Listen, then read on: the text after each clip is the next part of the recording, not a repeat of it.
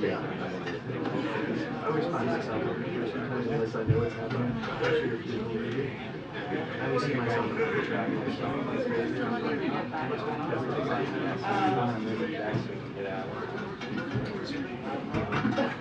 You need to be able to get through that.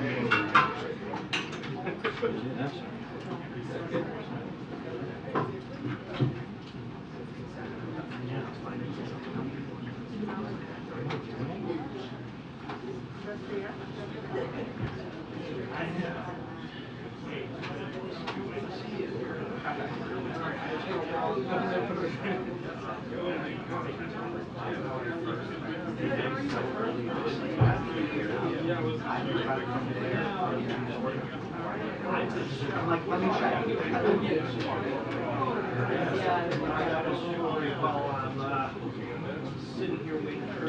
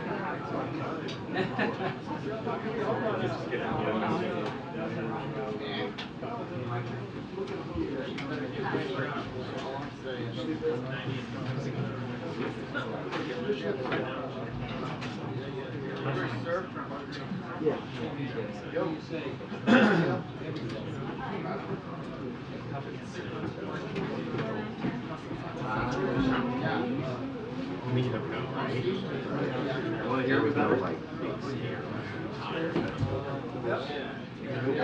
technically, you're not supposed to have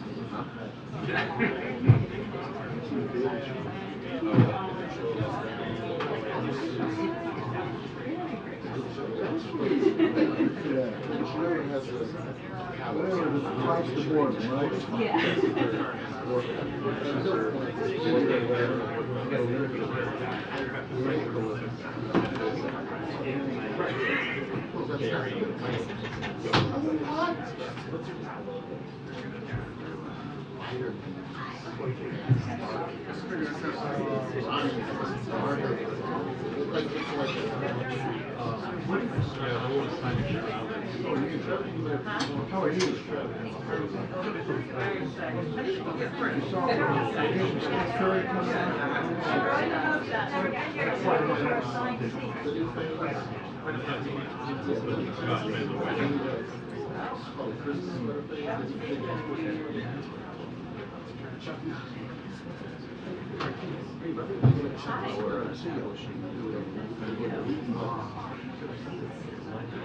I spent the weekend going. How was that? It's 3 days. You forgot of the best in my life in that sentence. That does sound good. Although uncomfortable. But we didn't have the E. Like usually, I'm not saying Clinton, but usually he has a certain E. And I'm, maybe it's because I'm watching on TV, right? It just seemed like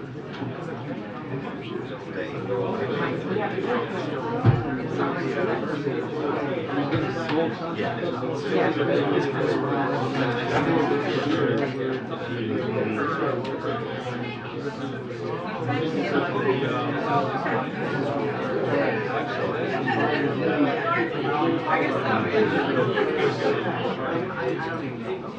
It's so weird that it was a song. Like, I don't know if there's any, you know, that it wasn't like,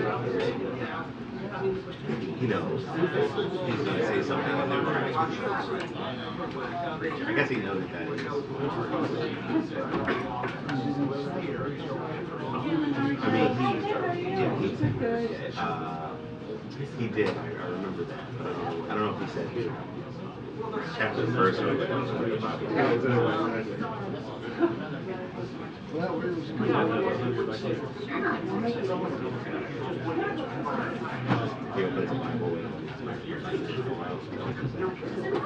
oh no, sorry guys.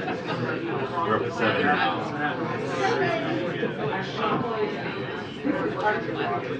Yeah, see, there is shaking.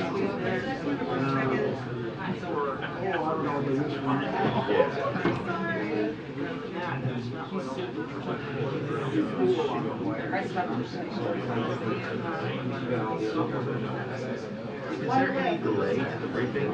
Our cooler hasn't been so much.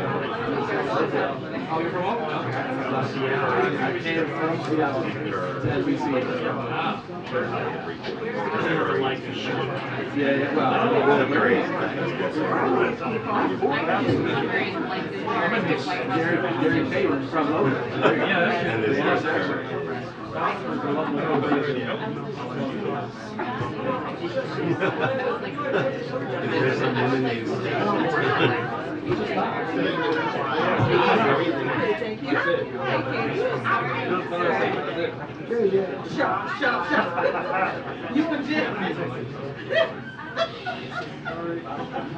Oh my God. Is it? It doesn't seem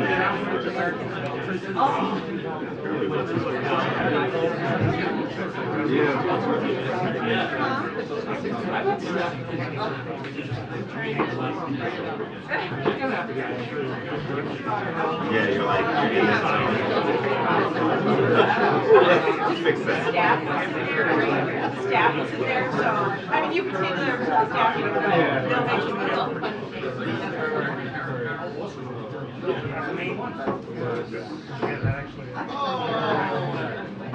Very good. I'm gonna go live. I'm like,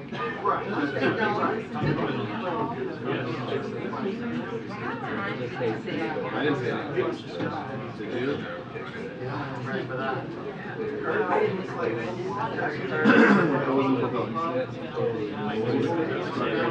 hey guys.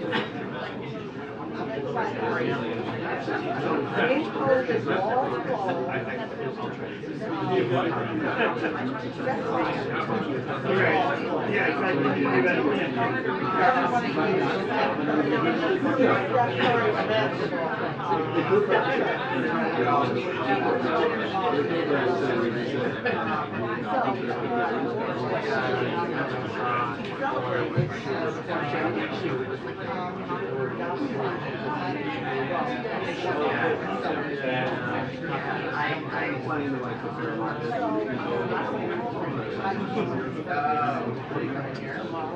I think football.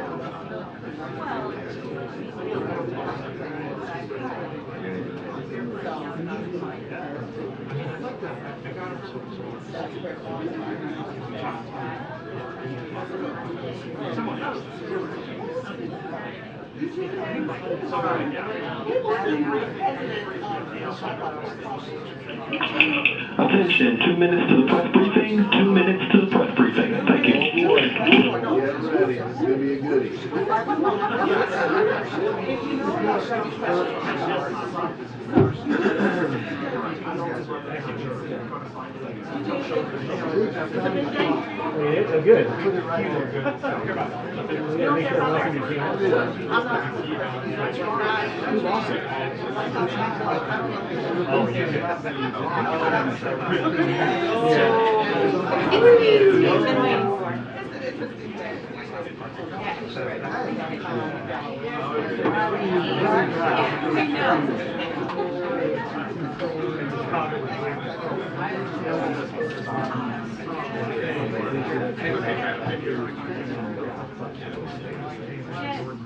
Oh, you better get it. I'm coming. Oh, okay. I'm sitting on your spot. Yeah, but the 2 minutes more. You better get your seat. Okay, fine. I'll just myself. Run, Sam, run. I'll just run the wall to your feet, Sam. I'm me, my bags. Y'all let the White House Correspondents Association president in. We're a well-oiled machine. That wasn't so hard. She deserves her seat. I'm just chaos. Thank you. Carriers. What?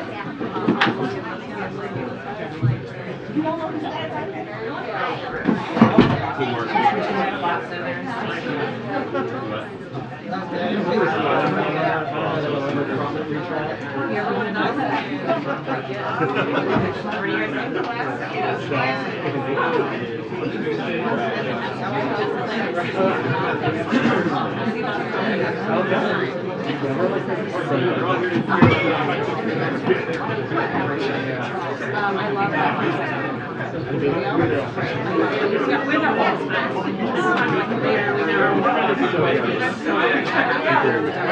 Really care about these documents. Yes, exactly. No contact. Sorry.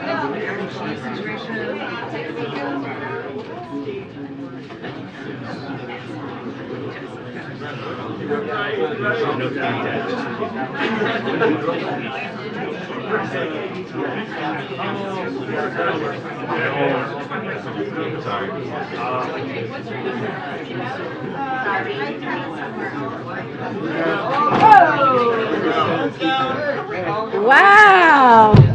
Such a quiet day, nothing going on here. Come on, guys, stand. Please, right here. We flank you, Vanessa? Yeah, please flank me. I love it. Good afternoon, everybody. Come on, there's a lot of people here. Good afternoon, everybody.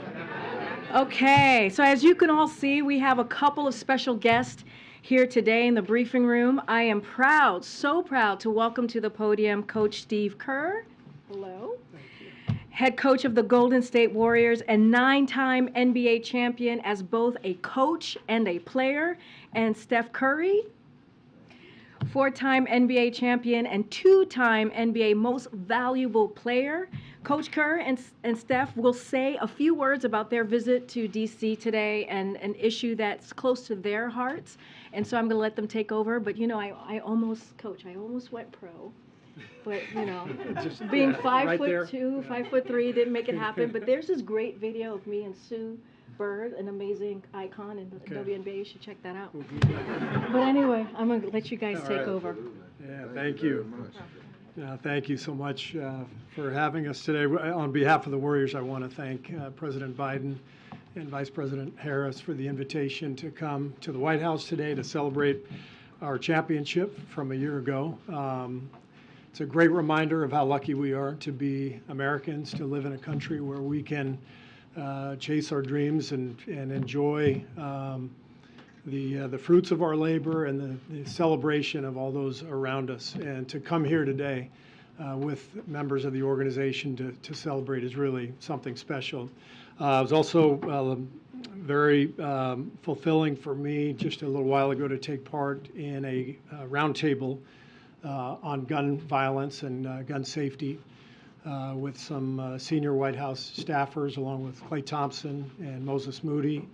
Over the last hour or so, we learned a lot about what this administration is doing to help create a safer environment in our country, something that's very close to my heart, and it's wonderful for me to learn a lot more than I knew.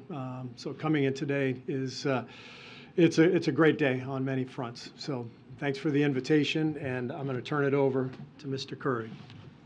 Thanks, Coach. Echo what he said. I want to thank President Biden and Vice President Harris for the invitation to come here. It's something that we don't ever take for granted. 7 years ago, I believe, we were here last celebrating our first championship, and now back to celebrate our fourth. So to have this opportunity to reflect on the accomplishment last year, to bring everybody together to celebrate that, to also acknowledge the play sports has and bringing people together from all walks of life, all backgrounds, to provide inspiration, hope, love, togetherness, and that's what our journey was last year. So to have another opportunity to celebrate that means a lot, and a great opportunity for us from the basketball community to thank President Biden and his staff for all their hard work and diligence on getting Brittany Griner home. Was a big part of our basketball family, and it means a lot to know that she's here and home safe with her family, and all the work that went on behind the scenes to make that a reality. So I just want to say thank you there, and very excited to be here and celebrate the day, celebrate with our families, and appreciate the invitation. This is truly, truly special, so thank you to everybody. Thank you, guys. Appreciate Thank it. you so much. Thank you, guys. Thank you. Thanks. Thank you so much. No questions, Karine?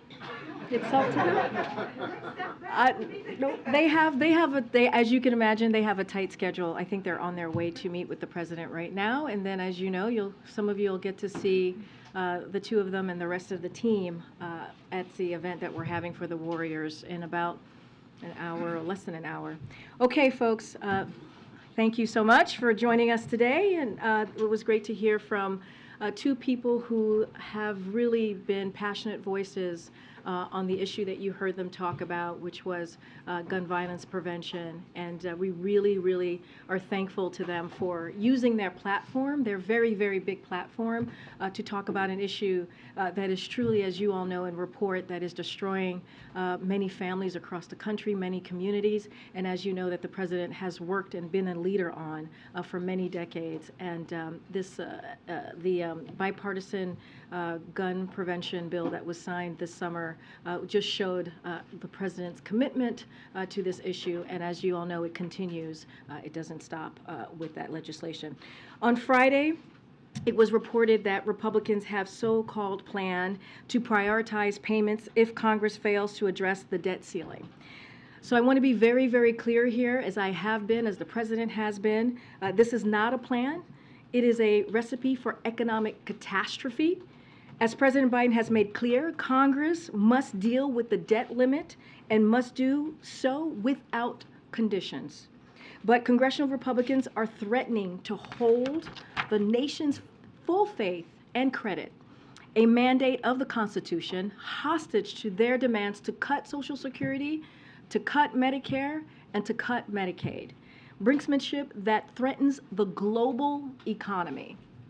Their latest idea is that rather than paying its bills, the United States should make payment to wealthy bondholders, including foreign investors, and stop payments for border security, food safety, nursing homes, school lunches, the FAA, drug enforcement, and other programs Americans rely on every single day.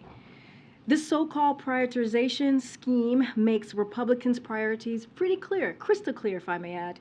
They want to put wealthy bondholders over ordinary Americans who want safe food, safe skies, safe communities, and secure borders.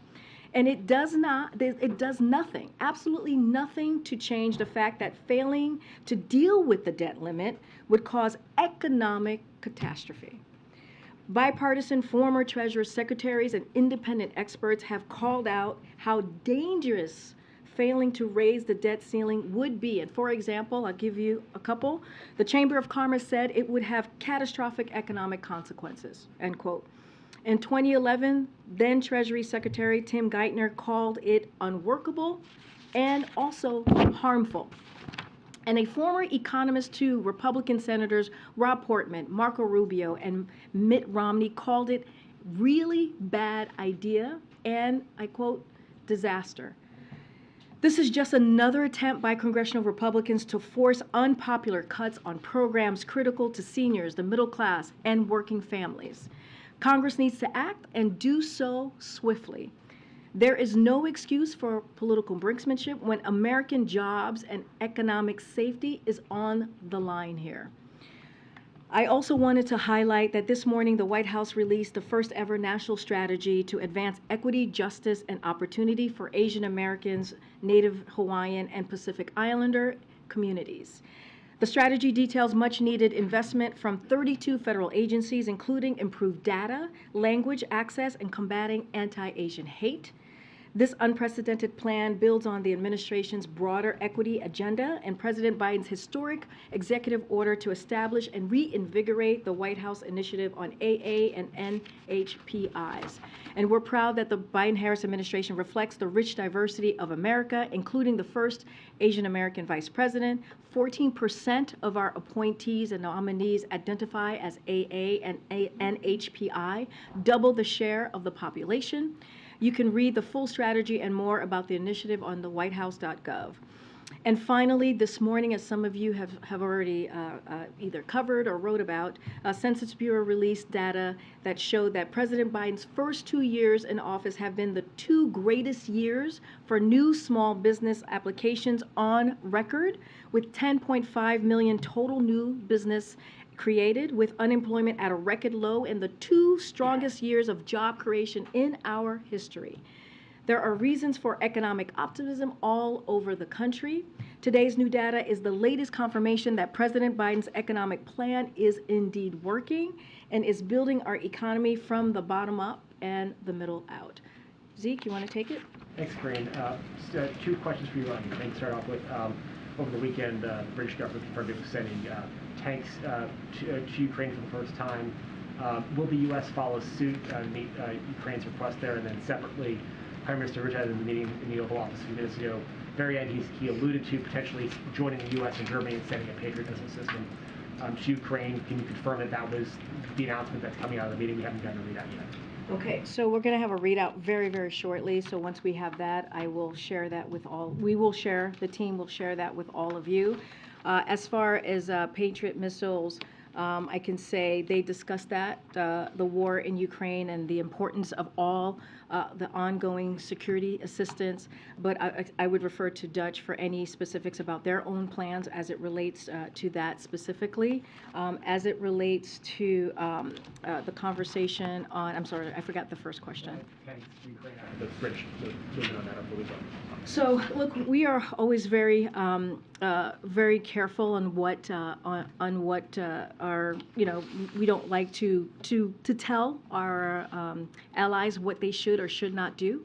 But as you know, we have been partners with them when it comes to Ukraine, partners with our allies, and partners with them on how we are continuing to provide assistance to Ukraine in this aggressive war that we have seen, this brutal war that we continue to see by Russia.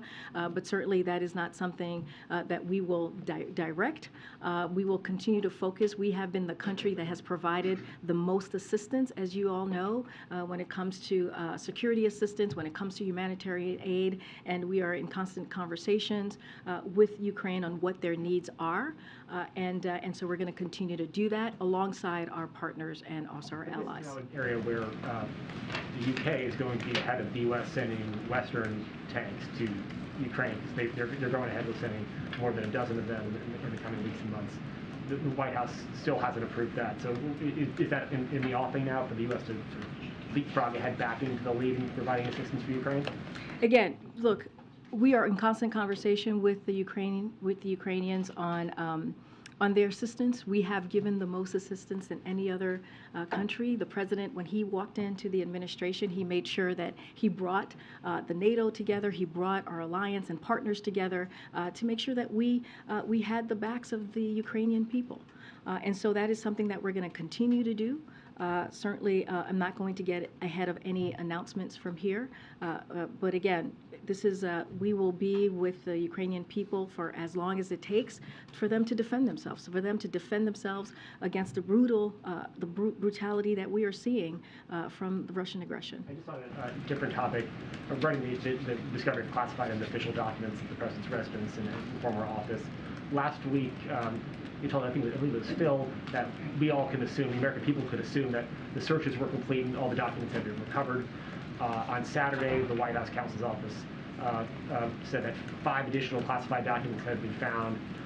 Is it safe to assume now that all the documents have been recovered, all the official records, all the classified documents are back in the custody of the National Archives, or are more searches underway to find out if there's anything else there? Look, I understand your question. We have addressed multiple questions from here. Multiple questions have been answered by the president. I know that you all just spent about, some of your colleagues, maybe you yourself, Zeke, was on the phone with my colleague for about 45 minutes that addressed a lot of your questions. I'm just going to continue to be prudent here. I'm going to let this ongoing review that is happening, this legal process that is happening, and let that process continue under the special counsel. I'm not going to comment from here.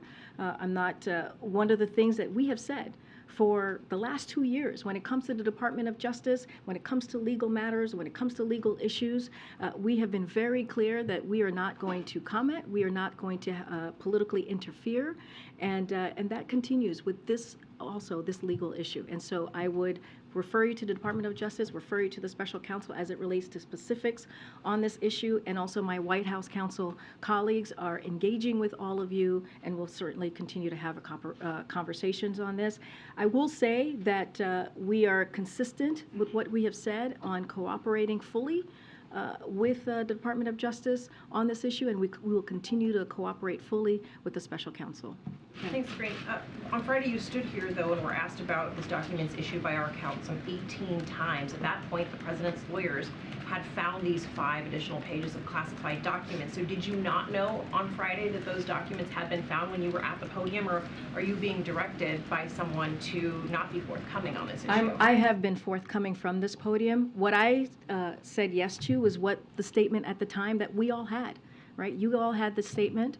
And I was repeating what the council was sharing at that time. Right, we had that statement, so we knew what was in it. But you also knew. Did you not know that? I'm telling you, I just answered the question. I just said that I was repeating what the information that we had at that time, right? That you all had. I was confirming from what the special counsel had provided to all of you, and that we knew as well from here. So just to be very, very clear.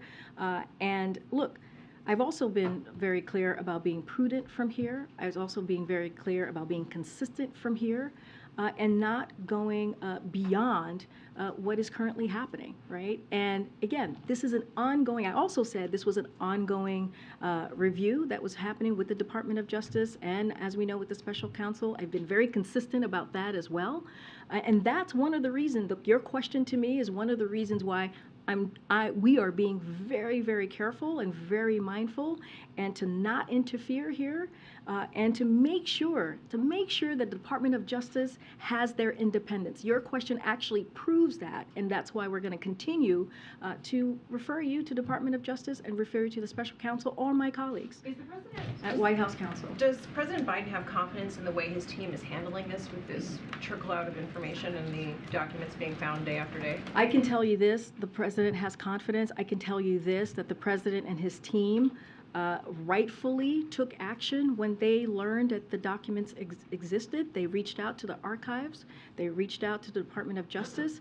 That is the steps. We have been very clear about that, the steps and the process that we took here. And look, we're going to continue. We're going to continue to, as we have said, fully cooperate with the Department of Justice. We're going to fully cooperate with the president's team is going to fully cooperate with the special counsel. That does not stop, and that will just continue. Again, we are going to respect the independence of the Department of Justice. Could you describe his mood to us and the conversations you've had with him on this issue? His mood has been very clear. I saw him this morning. He's very focused. I traveled with him this weekend. He wants to make sure that he's continuing, and we are continuing to deliver for the American people. And we've been pretty consistent on that. If you think about last week, you heard from him about how his economic plan is working, how we have seen inflation go down for 6 months straight, how we have seen unemployment numbers at its lowest level in 50 years. That matters. That is also the things that this country, the people in this country, are also very, very concerned about and want to hear what this president is doing every day. That's his focus, and that's what he's going to continue to talk about. Go ahead, Steve. What's the White House reaction to the news in Dnipro where the Russians bombed an apartment building and killed dozens of civilians? So, look, this weekend strikes are another example, as you've heard us say, of the brutal and barbaric war that Russia is waging against the Ukrainian people. And we have seen this over and over again for about 10 months now, almost 11 months now. The United States will continue to provide, as I said at the top, Ukraine with what it needs to defend itself. That is incredibly important. That is a promise that the president made to President Zelensky when he was here not too long ago. And that's including air defense system. Along with our allies and partners, as I just said, we will continue our work to hold Russians forces accountable for the atrocities that they've caused and also the war crimes. But one of the things that we continue to see Russia do is that they underestimate the strength and the courage and the resolve of the Ukrainian people, and they will be proven wrong again in their latest attempts. And the debt ceiling is supposed to reach its ceiling on Thursday. How do you see this debt ceiling fight playing out? What's your strategy for getting an agreement? So look, we have been very clear on this, and I said it at the top, I said it on Friday, and I'll say it today, so has the president. This should not be political brinksmanship. We should be dealing with the debt ceiling without conditions. It is important. We're not going to work our way around this. We're not going to negotiate on this. This is the basic duties of Congress, is to deal with this issue. And let's not forget, in the last administration, they, meaning Democrats and Republicans, were able to deal with the debt limit 3 times. So this is something that needs to be done, that should be done, and we call on Congress to act.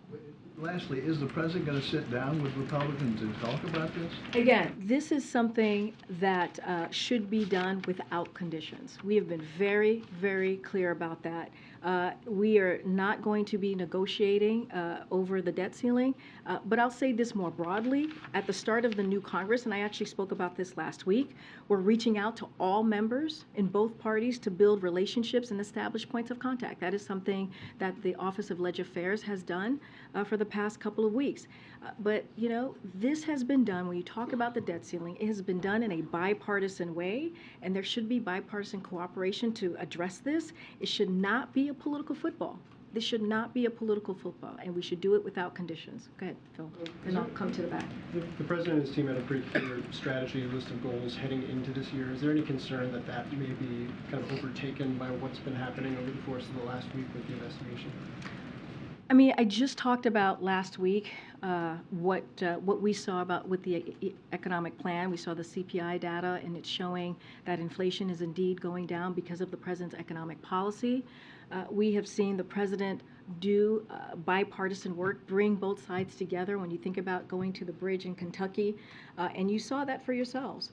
How the president was able to bring both sides together to talk about an issue that was so important for that region in Kentucky, to talk about infrastructure, something that many presidents before this president had tried to do and were not able to do it. In the last administration, it was a punchline. It was a joke when we talked about Infrastructure Week. And now under this president, we've been able to do it in a bipartisan way. Look, we're going to continue to do the work. We're going to have mayors here in a couple of days. We'll share more information about that event, and the president will talk to them about the work that we are doing and the work that we're going to continue for the American people. We went to Mexico City just about a week ago. We were in Mexico City, feels like 2 weeks ago, but yes, we were in Mexico City about a week ago. And you saw the president on the world stage talking to our closest partners in North America about how we're going to deal with issues that matter to the American people. And you saw the friendly engagement. You saw how successful that summit was. And so that's not going to stop the president. He is very much focused on what are we going to do to lower cost? What are we going to do to continue to lower costs? What are we going to do to continue to deliver for the American people? And let me add, too, what Republicans are putting forward. House Republicans, the extreme members of the House, the MAGA Republicans, are talking about raising taxes for middle-class Americans. They're talking about giving a tax break for the wealthiest among us. That's what they want to do.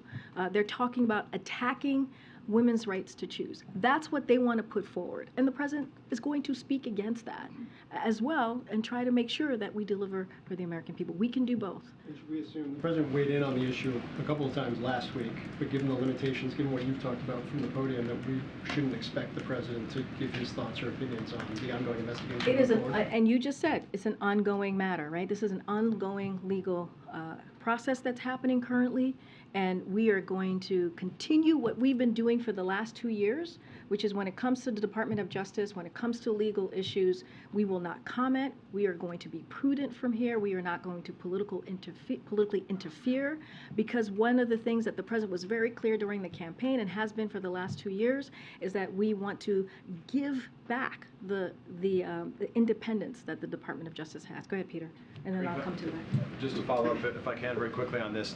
The White House says Republicans are faking outrage on this issue. Why shouldn't Americans be outraged about classified documents being found in a garage? Look, and I think I've been very clear about this. We have answered questions on this at this podium. You've heard, as Phil was saying, twice from the president talk about this. He said that he didn't know, right? He said that he was surprised, and he said that he takes classified information and documents very, very seriously. We heard directly from the president on this issue.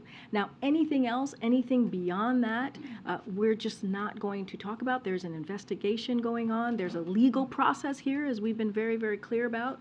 I will let the White House counsel talk about any specific details about that, but we're going to be prudent here and make sure that we are not interfering in this process. I guess that's why I'm asking, though, because you've said that you don't want to interfere here and be prudent about the process, but the White House did post a statement saying that Republicans are faking outrage. So to that point, why shouldn't Americans be upset about documents found in a garage? That's for the American people to decide, right? That is for you all, or I'm sure going to talk to many folks out there and have this conversation. But what we do know, right? What we do know from polling that we have seen over and over again, from your coverage, from what we hear, what the president goes out and talks to the American people, they also care about the economy. Right? They also care about what is the president doing to lower costs, which is why he took historic action in making sure that gas prices went down at the gas pump. And we saw that happen by more than $1.70. And that's the work that the president's going to focus on. You think about the Inflation Reduction Act. That's going to lower prescription drug costs, lower medical costs, right? When you think about that, lower energy costs. So that's going to be our focus here. We know that's what the American people truly care about as well, and it is very important for them that we do that work. I'm going to try and go to the back. Go ahead. Yes, Thank you, Karine. Just back on the tanks. It seems that everybody's talking about tanks the last few days. In Europe, there's been a bunch of countries saying they either want to give tanks or people should give tanks, and then the Germans are being, on the fence about it. Everyone's talking about it, nothing's actually happening, apart from the Brits, who of course are not part of the European Union. The president's positioned himself as the leader of this whole alliance, pretty much, right? Is this a moment when he feels maybe he should step in as the leader and either, cajole, well, you probably wouldn't want to use that word, but, talk to the Germans, or go with the US tanks, the Abrams? Is something going to happen in shortly? Because this feels like a bit of a boiling point. So a couple of things here, and the president's view hasn't changed, and I kind of said it when I was answering Zeke's question, which is he believes that it's up to each country to make their own sovereign decisions here on what types of security assistance and what kinds of equipment they're able to provide Ukraine as Ukraine defends itself against Russia's brutal aggression. For instance, we welcome Germany's recent announcement that they will send infantry fighting vehicles and Patriot missiles battery system to Ukraine. We also support the decision by the UK, as I was asked over the weekend, to send Challenger tanks to Ukraine. We welcome that. We have seen incredible solidarity by nations around the world to support Ukraine. And also, I know that Secretary Austin is hosting another meeting of the Ukraine contact group, which is happening just this Friday, this week. And we look forward to further discussions on how this broad coalition of allies and partners can continue to support Ukraine as Russia continues this brutal war and barbaric war against the Ukrainian people. But again, as I said at the top, it's up to each country to make their own decisions on this. No Abrams.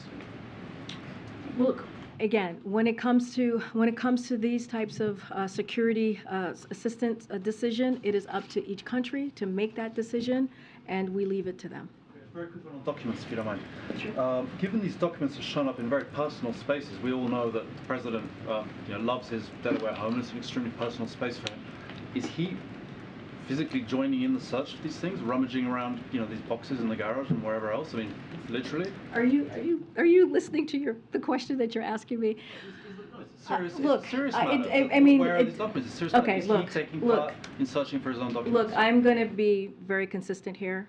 I am going to be very clear here, as I have been for the past couple of days, almost a week now, dealing with this.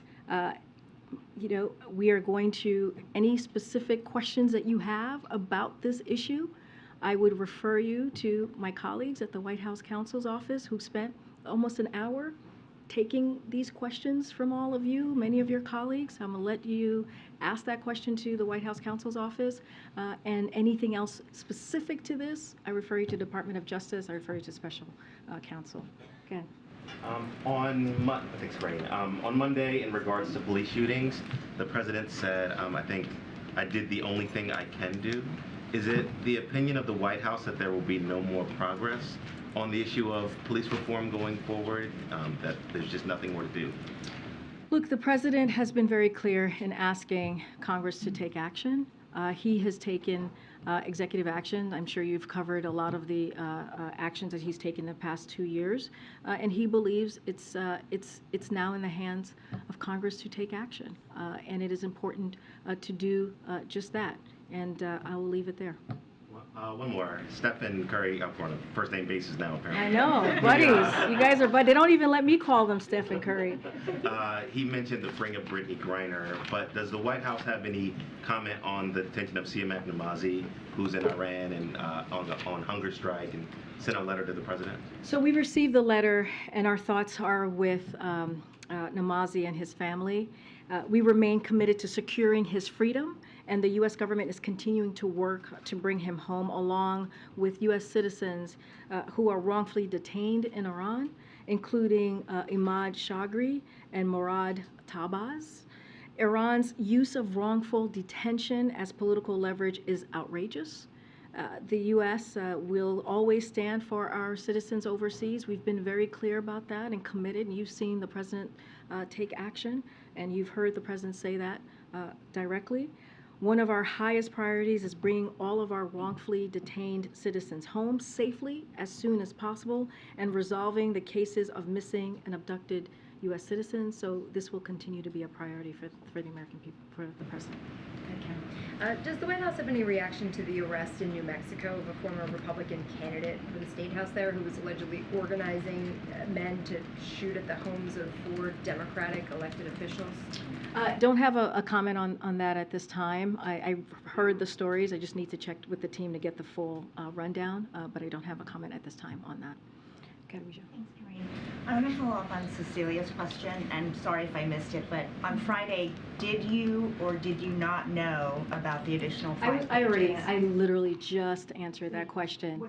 But I missed it, so is it yes or no? Well, I mean, you're not too far sitting next to her, so I was very clear. I provided the information that you all had at the time, and I confirmed. No, I did not know. I'm saying I had the information. I actually said this to Cecilia. I had the information that you all had at the time, right? And so this is why I also said to Cecilia, this is why we are trying to be very prudent here, and we're trying to be very consistent and say this is an ongoing legal process, and this is why I say we're just not going to comment from here. That is a perfect example in Cecilia's question, and I was very clear about that.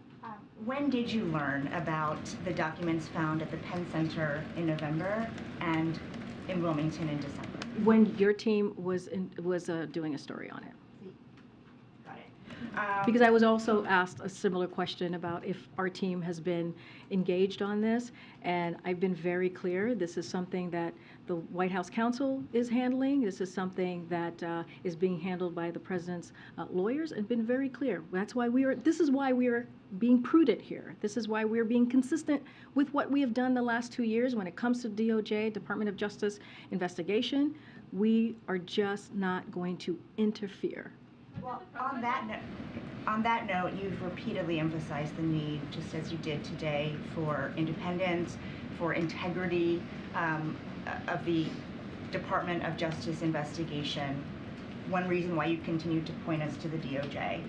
So I wonder why then did the White House counsel go to Wilmington to facilitate the handing over of documents to the DOJ? That is How is that separate? How is that separating the White House from the DOJ? And Weijia, I appreciate the questions. I know there's going to continue to be dozens more questions probably today, and I will say, reach out to the White House counsel's office. That's one of the reasons my colleague was on the phone with many of you taking questions today, and I'm just going to leave it there. That is something for them to answer. Okay, but it's related to something that you keep telling us, which is how much it is important to this White House to separate the White House from the DOJ's investigation. But the White House counsel was the one to go and facilitate the documents, to look for the documents. Again, they have been working very closely with the Department of Justice.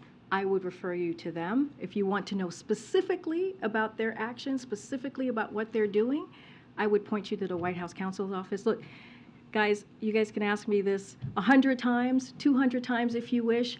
I'm going to keep saying the same thing. I hear your question. It's been asked, it's been answered, it's been noted, and we're just going to try to move on here, and we're going to move on. We're going to move on. We're going to move on. One more, because Ian did have that call today, and he said that the White House would, quote, fully cooperate with the investigation. Does that mean that President Biden is willing to be interviewed if called? I'm just not gonna. You're asking a question that should go to the White House counsel's office. As you just said, Ian, you spoke to my colleague just moments ago. That is something that the White House counsel's office should be answering. Anything specific to the DOJ or special counsels, what they're doing, you need to reach out to them. Go ahead, Tam. Yeah. Are you upset that you came out to this podium on Friday with incomplete and inaccurate information? And are you concerned that it affects your credibility up here? Well, what I'm concerned about is making sure that we do not politically interfere in the Department of Justice, that we continue to be consistent over the last 2 years, and that is continue to refer you all when it comes to an ongoing process. And I'll just leave it there. And let's not forget, there was actually a statement from the counsel's office that you all had at the same time as well. I'm just not going to go down any rabbit hole here. I'm going to be very consistent. I'm going to be very prudent. And again, I've been asked that question. I've answered it. It's been noted, the question, and we're just going to move on. Go ahead, JJ. Thanks. So just to clarify on the debt ceiling again, so the White House has no intention of sitting down with Leader McCarthy on the debt ceiling in the coming month or at all? What we're saying here is that we've been very, very clear. It was clear at the top. It was clear when I was just asked this question. Congress is going to need to address the debt without conditions, and it's just that simple. There should be no hostage taking here. There should be no attempts to exploit the debt ceiling or to leverage it. We're going to be very, very clear about that. And again, and I said this before, this was done 3 times under the last administration in a bipartisan way. This is the duty of Congress. This is something that is their basic duty, to deal with the debt ceiling. And so we're going to continue to be consistent here about that. And again, there should be no, this should not be used as a political football.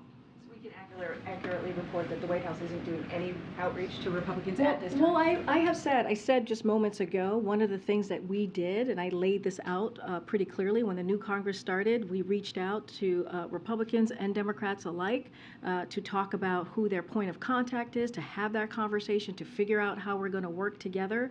And so there is constant conversations happening with members of Congress and their team. That is something that we are doing almost certainly on a weekly basis, and that always is going to happen. Those conversations are always going to happen. I'm certainly not going to read out every conversation that we're having with congressional members or congressional staff.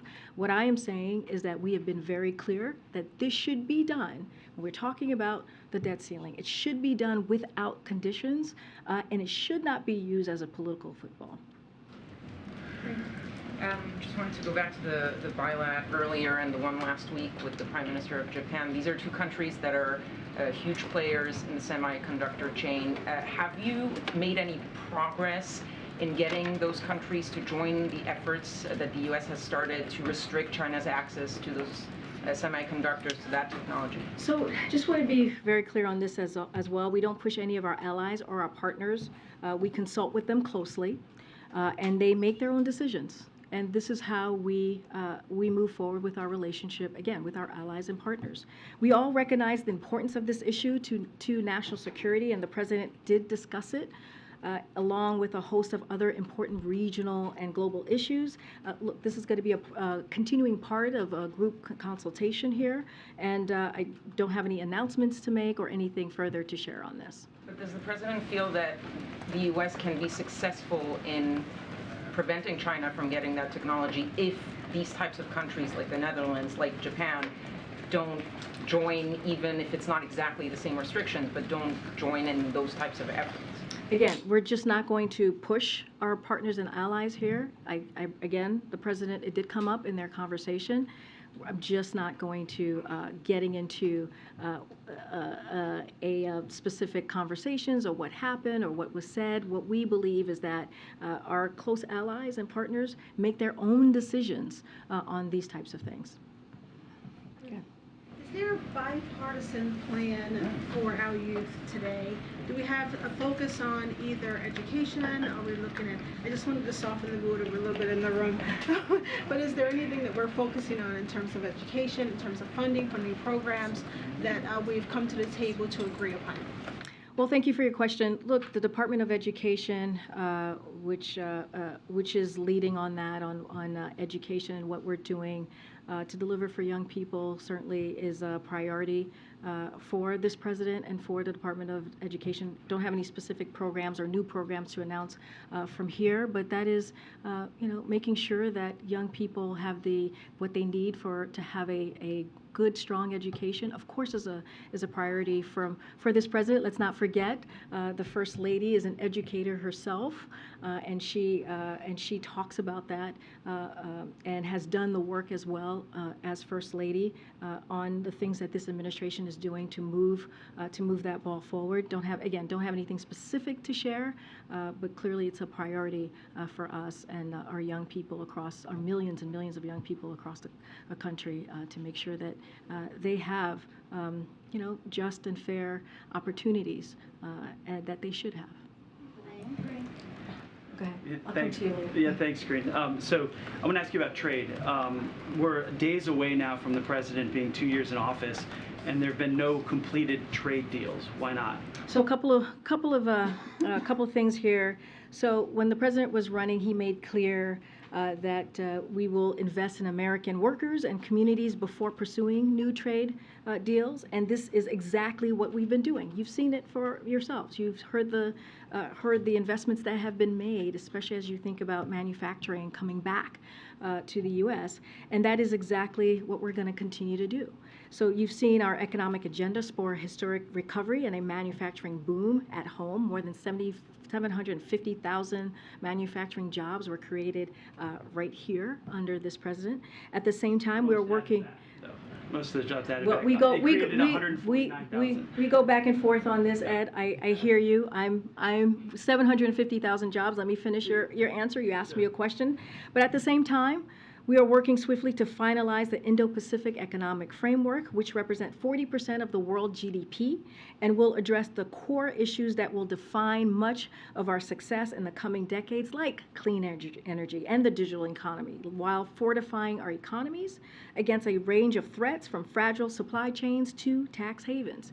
We are committed in every region of the world to strengthen trade and investment in a manner that promotes good, paying American jobs, and also high standards and supply chain resiliency. And that has been the president's priority. At every step of the way, we will work with Congress to negotiate and develop trade policies that advance the interest of all Americans, support U.S. innovation and workers, and enhance our competitiveness. And that has been the president's priority. That is what he talked about during the campaign, and that's what he's been doing and delivering on for the past 2 years. Go around. Go ahead, April. Karine, 2 questions. You just, from the podium, in an answer to one of the reporters, you said something about you don't want to politically interfere when it comes to this investigation on the documents. I asked you when we first heard about the documents, there is a political component and a legal component. But can you expound upon what you don't want to interfere on politically? Because many pundits, many lawyers, many politicians are saying that this is also an issue that could prohibit a lot of work in this 118th Congress, a lot of work for the American people in this moment. Could you expound on what you were talking about? Well, look, I'm not going to get into politics from here, and I've been very clear about that. I've answered that question multiple times already. What I can say is that the president's going to stay laser focused on delivering for the American people. And that's going to continue to be the work that he sees at hand. When it comes to the economy, when it comes to the bipartisan infrastructure legislation, when it comes to implementing the Inflation Reduction Act, which we announced a couple of items last week on how important it's going to be for Medicare to negotiate. That is something that is going to be critical for the American families, for American people across the country, being able to negotiate the price of drugs and cap it at $2,000 a year. That's going to make a difference in people's lives, right? Continuing to do the work that he has been doing to lower costs. And we've seen that. We've seen that the president's economic plan is indeed working. And so, look, that is not going to stop us. That is something we're going to continue to talk about. And you're seeing how the work that he's put in the last 2 years, his administration, the work that he's done with Congress in a bipartisan way in historic fashions is actually working. And so that's going to be our focus. And last question. In this moment, there are Democrats who are saying they're looking to tomorrow. It's a bright spot for Democrats with the inauguration of Wes Moore as Maryland's first black governor, as the 3rd black elected governor in the nation. What does the president say, and what does this White House say about his elevation as a citizen who rose to the highest heights in the state of Maryland, especially as he campaigned for him?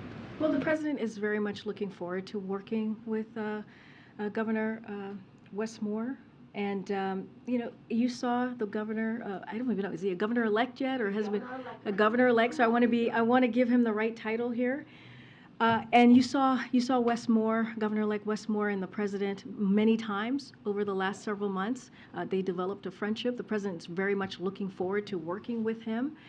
And we think it's important. It's important to have that representation. It's important to have someone as, someone who is qualified and passionate about the work as Wes Moore, be in a position where he can make a change and make a difference for Marylanders. And so that is critically important. Look, there is bright spots. There are, just if you look across the country, what we saw in state elections and what we saw with governorships, what we saw in other really key important state offices, it was a bright spot. And let's not forget, one of the reasons that we saw that is because of the president's plan, the president's agenda, and what he was able to set forth for the midterms. Remember, everyone was talking about the red wave, and that didn't happen. And that didn't happen because of the president's leadership. Karine? Thank you, Karine. Just want to ask you about something you said last week. Last week you were pretty insistent that you believe that the president's attorneys did the right thing. Do you still believe that? Yes, they did the right thing when it comes to making sure that when the documents were found, they handed it over to the archivist, and it was handed over to Department of Justice. But again, Steve, I'm going to be very prudent here. I am going to be very consistent. It is an ongoing legal process. I'm not going to say more. But the reason I ask is that what we now know, the president's counsel statement, the president's personal lawyer statement, shed a bit more light on this, but they raise more questions. Namely, the first call that the president's personal attorneys made on November 2nd was not to the FBI, that they had found what we now know were top secret documents out in the open. The first call was to officials here at this White House in the West Wing. How is that the right thing? Isn't it the right thing when you see if you're a lawyer and you don't have a security clearance and you see a classified document, shouldn't you call the Justice Department's National Security Office right away? Again, I'm going to refer you to the White House counsel's office. That is something for them to answer. That is a very specific question that they should answer, that they will engage on you on this, just like my colleague did for almost an hour and had this conversation with all of you. It was about a half hour, but let me widen out. Why is it the matter of this White House counsel to deal with documents from 2 administrations ago? We're not talking about presidential records from this White House. Why is this White House counsel involved in this matter at all? Again, this is something for the White House counsel to address. I am not going to address that from here. I will refer you to them, and I will refer you to the special counsel and anything that is specific to this particular issue. We're being pulled. Folks have together. Okay, folks have together. I'll see you guys tomorrow. You told me 6 times that turned out to be false. Are you sorry about that? I'll see you tomorrow. Come talk to me. I'll see you tomorrow.